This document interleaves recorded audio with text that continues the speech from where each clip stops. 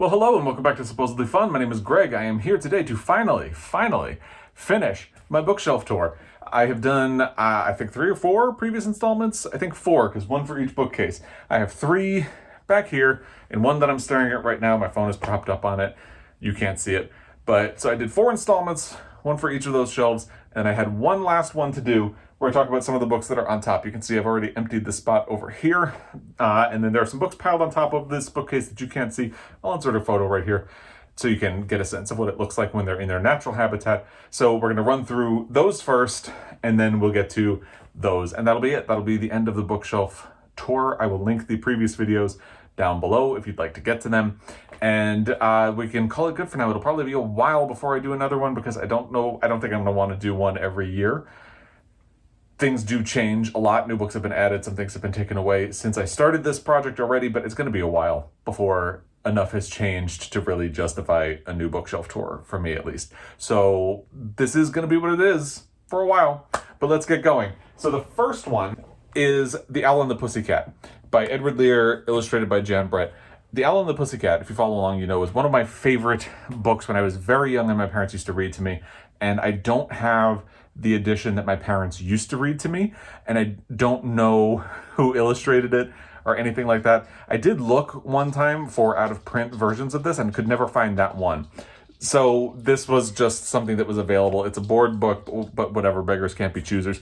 And I keep some of my beloved childhood books up there that are picture books in, unusual formats. So that's why this is up there, and I just love it. It's really good. The next book is Hug Time by Patrick McDonnell. I really like this book. I think it's adorable. It's just this little kitty who runs around giving people hugs, and it's really cute.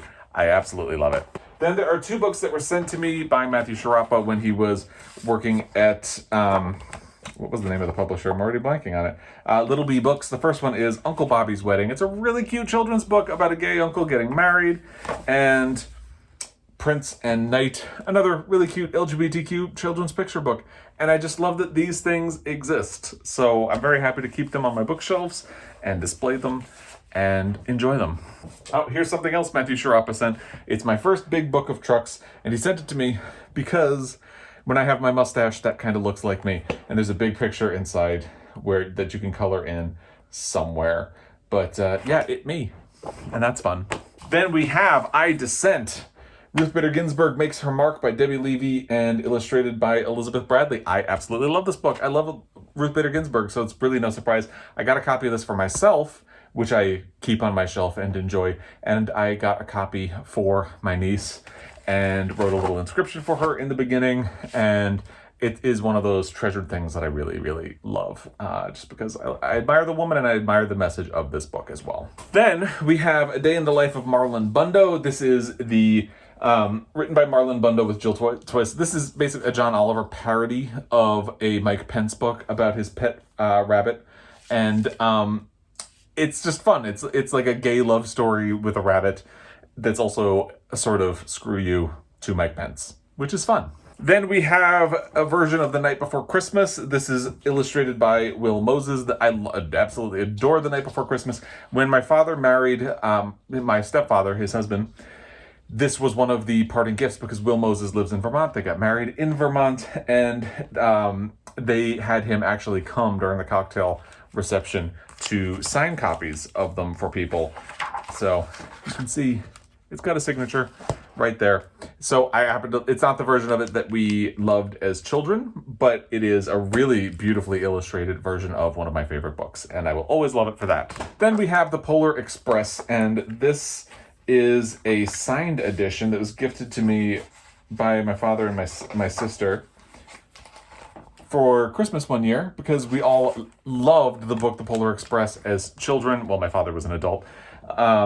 And then this says now a major motion picture. I have never seen the movie because I refuse to see it because to me this is the perfect form of the book, and it's a nice signed edition of it. Then a beloved childhood book, The Sweet Smell of Christmas. I have more than one copy of it. It was eventually on sale at bargain for Borders, so I grabbed a bunch of them, and now I only have 2 left. This is something that I really loved as a child, and want to make sure I always have a copy of. Now we get out of childhood books and start heading into other things. Inside Oscar 2, and I have a used copy because it was out of print of Inside Oscar, the first one. So basically what these books do is they go really in depth every single year to tell you what the Oscar race that year was like and what other races were like, and who won the precursor awards like the Golden Globes and Critics Circle Awards and things like that, to try to give you a summary of what that Oscar season was like. This one obviously goes back really far, and this one does not actually venture into the present too much. It's only 1995 to 2000, but you can see how thorough it is because that's 5 years, and look at the size of the book. And as an Oscar nerd, these make me really happy. Keeping in that theme, we have Variety's Movie Awards book. Again, this is now horrifically out of date. You can see it has American Beauty on the cover. But yeah, it kind of does the same thing as those. It tracks the major prizes in each year. Yeah, this is from 2001. So, it just tracks that. For somebody who's really interested in it, that topic like me, it's kind of like a Bible. So I enjoy it. And then we have 2 books from the Daily Show universe. There is the Stephen Colbert one, America Again, Rebecoming the Greatness We Never Were, which is kind of fun. It's an odd-sized book to keep on the shelves with the other ones. Also, at one point, I just needed room on my shelf, so I moved it up to the top, along with Stephen Colbert's I Am America, and So Can You. So I used to have a copy of the Daily Show's textbook, and America the textbook, I think, and I don't know what happened to that. Interesting. I only just now realized that I don't have it, but hey, I have these. All right, so that completes the books that are on this shelf. I'm going to get started on the ones up here, and actually, here's how I'm going to do this. I'm going to start from the left and work my way over to the right. And again, I'll insert a picture of how this is set up. Just, I don't know if you're interested or not, but that's what I'll do. So the books that are kind of hidden in the back are either a little bit of a reference thing that's interesting, or they're duplicates of things. So I have a copy of Bring Up the Bodies by Hilary Mantel, but I figure if I ever want to reread this, and I probably will at some point, I would rather read the advanced reader's copy and keep my hardcover copy pristine. I was working at Macmillan when this book was released, so I managed to get an advanced copy of it, but then I also managed to get a copy of the book for free. So that was nice. That was one of the perks of working in publishing. And then I have a copy of Persepolis 2 by Marjane Satrapi. I have the paperback on my bookshelf. This is just an extra that I didn't really feel like getting rid of because I like that book. And then I have 2 copies of The Catcher in the Rye. I'm pretty sure this one is the original that I read back in the day when I was a teenager, and the one that I reread many times. You can see how worn it is and was getting. So what I did is, the hardcover is the one that's displayed on my shelf. It's on this shelf, actually. But that's just for display purposes. These are the ones that I would read, especially this one. And this one, I actually, once I purchased the mass market copy of it, I allowed myself to mark it up on the inside. But I feel like the markups are kind of personal, so I would never loan this to anybody. It's just for me. But this is the one that I would reread. And then just the sentimental value that I'm pretty sure this is the one that I read for the first time and kept for those first few years when I used to read this book every year. So yeah, it's special to me. And then we have The Virgin Suicides by Jeffrey Eugenides. So the version that I have on my bookshelf is the version that I bought in Europe. Hang on one second, I'll grab it for you. Okay, so this is the one that I have on my bookshelves. I bought this when I was in Europe. It's the European edition. At the time, in America, you could only really get the movie tie-in, and I don't really like... I mean, they're fine, but I don't really like... I feel cheesy having movie tie-ins on my shelf. So this is the one that I would reread, and the one that I frequently reread the beginning of this book because I love the opening of it. But this is the more display-worthy one, so that's the one that's on my shelf. Then I accidentally got myself 2 copies of The Good Earth. I have a Reader's Digest edition that is very pretty on my bookshelf. And then I had a copy that was shipped to me in those boxes that my father sent me that had been stored in his house after I moved to Montana. I will link that video down below as well. I don't know which unboxing video it was in, so I'll just put all 3. And yeah, so I had 2 copies, and I figure I can keep the pretty Reader's Digest edition in good condition and read this one when I finally get around to reading The Good Earth by Pearl S. Buck, which I would like to do. And then there's the Dictionary of Word Origins. I went through a phase in my early to mid 20s where I was really interested in word origins and things like that. So I also have Webster's Dictionary of Word Origins. I was a nerd. What can I say? All right, now we're moving into one of the big piles. Let's see if I can do this without dropping something. This was a gift. It's Miracle on 34th Street by Valentine Davies, and it's an old version of it. It's not a first edition, it's just an old version and a very pretty copy of it. And I have not read this. I should do that at some point, especially since I love the holidays. So there's that. Then I bought myself a hardcover of Out of Africa by Isaac Dinesen, just a nice copy of it. And I believe I actually have a copy on my shelf. I could be wrong about that. I do not. I guess I just put it up there because it's a nice hardcover edition of it. I don't know why. You know, Greg logic. Who knows? Then we have Little House in the Big Woods by Laura Ingalls Wilder. I went through a period where I was trying to make sure I had all of the Laura Ingalls Wilder books. Here's Little House on the Prairie. And I didn't finish collecting them because I only have up to Farmer Boy. I would still like to get the whole collection at some point. I don't know when I would ever reread these books. But my father read them to my sisters and I when I was a child, so they have a special place in my heart for that. Then there's Where the Red Fern Grows. God, this book emotionally devastated me, and I think just because it's a children's book and an edition that I really love, I put it on this. Again, I can't explain all of the logic behind why things are up here and not on the shelves. Hey. And then I have a hardcover copy of Rosemary's Baby by Ira Levin. I'm going to put my pile down because I think this might be a first edition. It is a first edition of Rosemary's Baby. So when I was in my early 20s, I discovered Ira Levin, read The Stepford Wives and Rosemary's Baby, loved both of them. And a first edition of The Stepford Wives, if I remember, was really expensive, but I did manage to find a relatively cheap copy of the first edition of Rosemary's Baby. And, you know, it's a book I really like. We actually just rewatched the movie recently.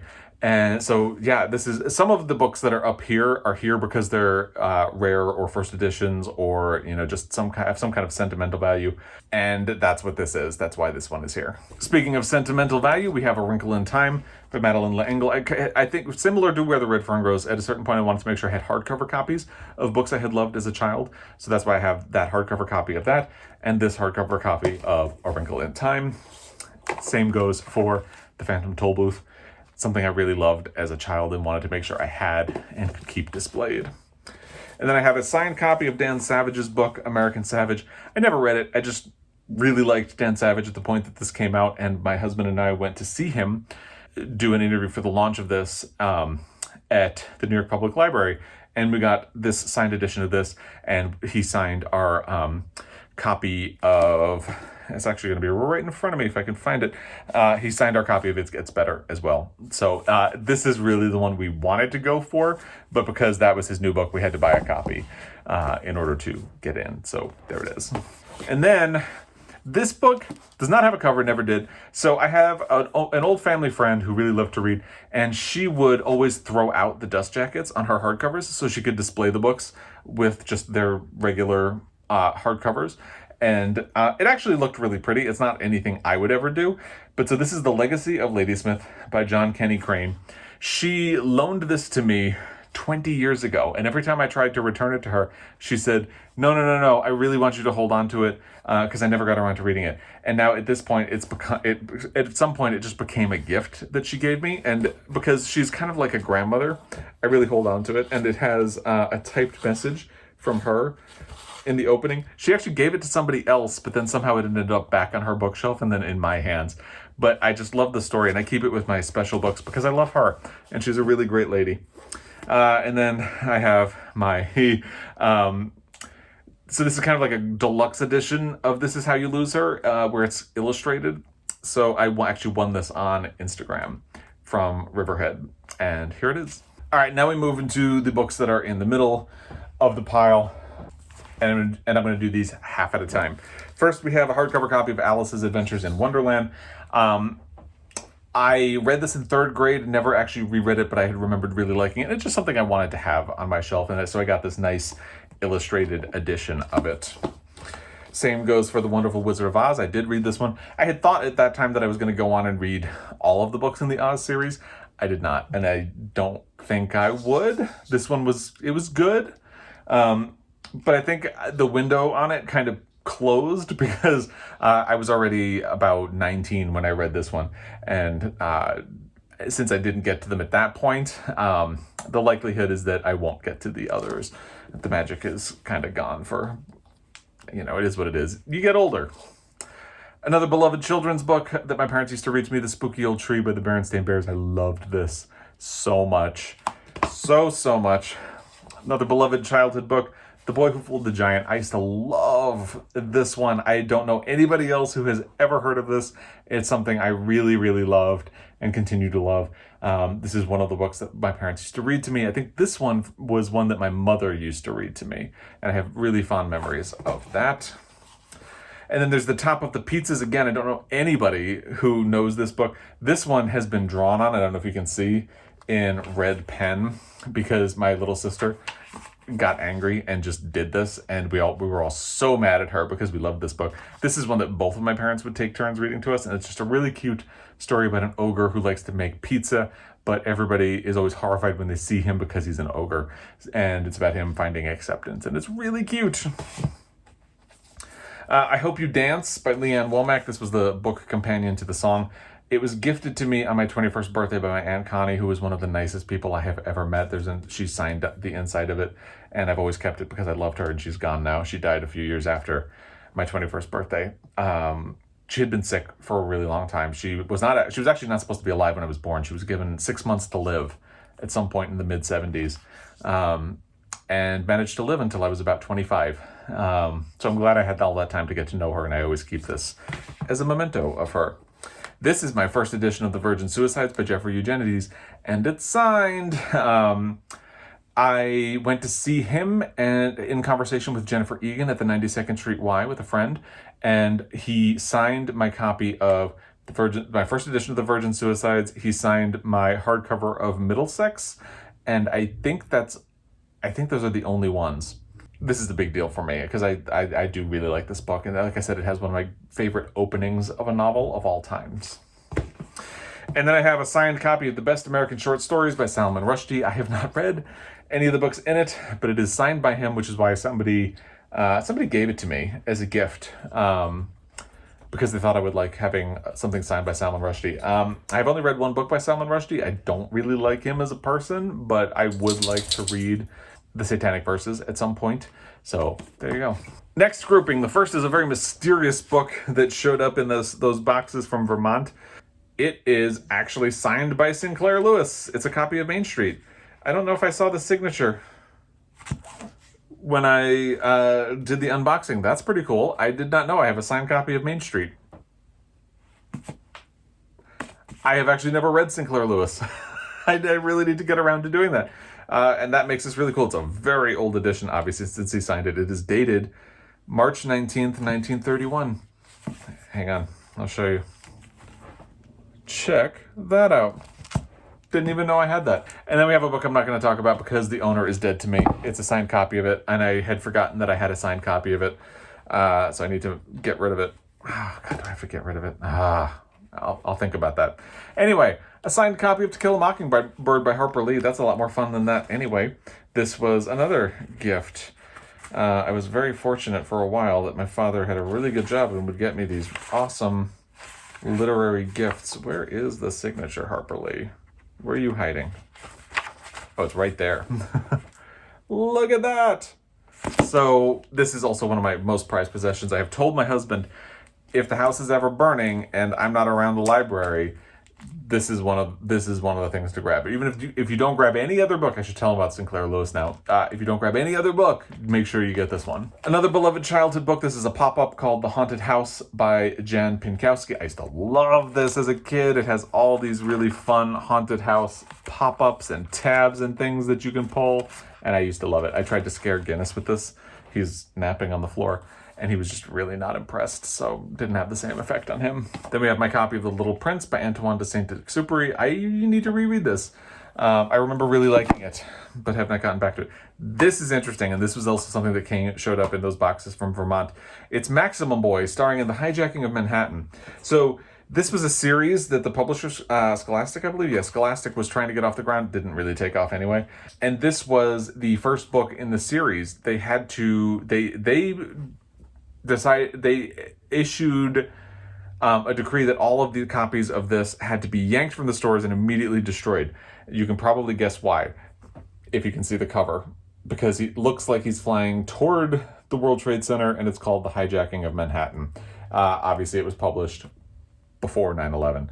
So after 9/11, the Scholastic said you have to yank all of these books immediately and destroy them, and they reissued a completely different first book in the series. I don't remember what they changed it to. And I just bought it as a novelty because, we were going to be getting rid of them. They were going to be destroyed. And I figured that's kind of a weird souvenir from that time.